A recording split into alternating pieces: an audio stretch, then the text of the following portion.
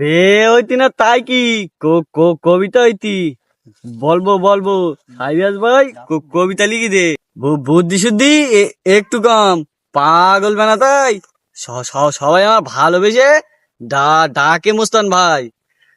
আব্বা আমার বেদে বলে দেখতেছি এক মেয়ে বুদ্ধি আমার বেড়ে যেতি কাঁচা বাদাম খেয়ে।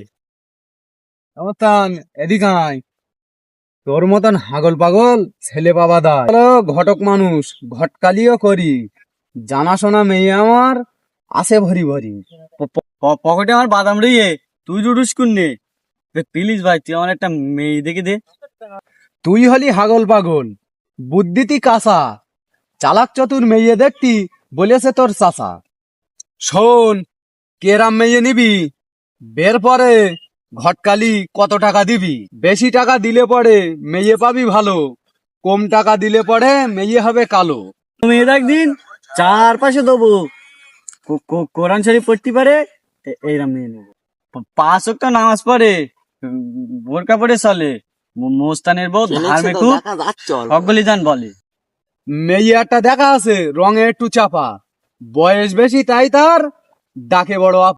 মেয়েটার বাপ বলেছে মেয়েটা যে নেবে আলমারি ড্রেসিং টেবিল আরমান ভাইপো দেবে।